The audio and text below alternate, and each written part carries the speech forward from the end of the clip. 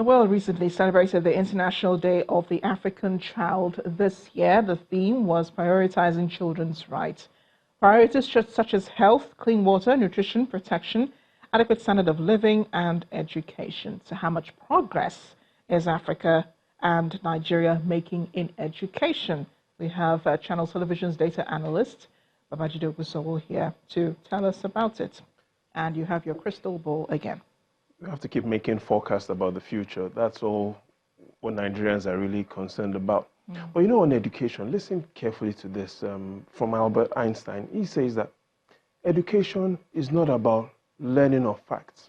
Education is about freeing up the mind to think.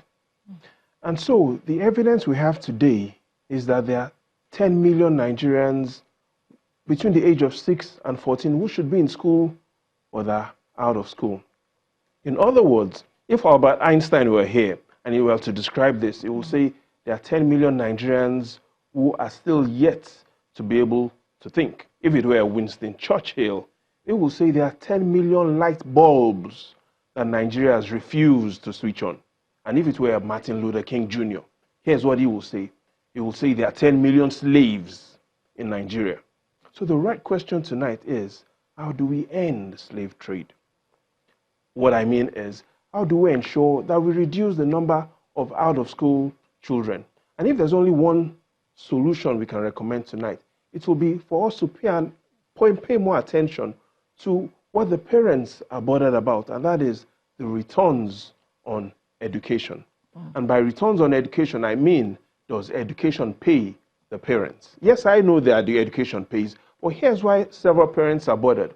They point out to the evidence that shows that for every 10 Nigerians in the labor force, 4 are either underemployed or unemployed. What happens to the remaining 6? The 6 are either self-employed and with low income. So in other words, the government needs to ensure that the returns on education to the parents pays. They need to have a strong belief that sending children to schools will provide good returns to them as parents and to the children in future. And that's for formal education you're talking about. But does the government have the data to make better education-related plans and investments so that parents can plan properly? Yes, the evidence shows that the government has the data. What they need to do more is to analyze that data properly.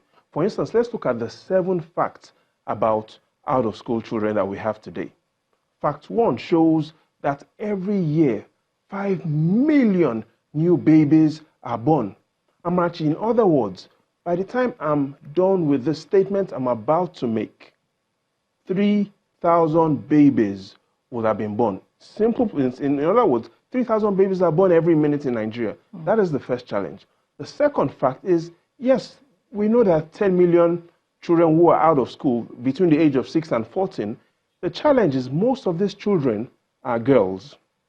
The third fact is, to show you how significant the challenge is, the number of out-of-school children is greater than the population of the United Arab Emirates.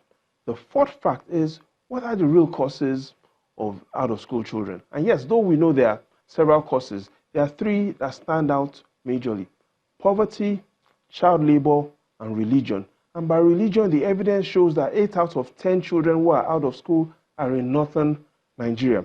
The fifth fact shows, yes, half of these out-of-school children are in 7 states, and yes, we know that 70% are below the age of 11 years old. So finally, what is the solution?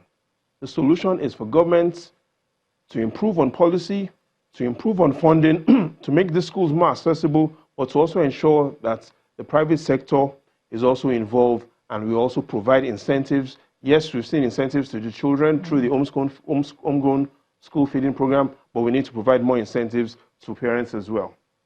Well, Babajide, we have been educated tonight, and the light bulbs are on.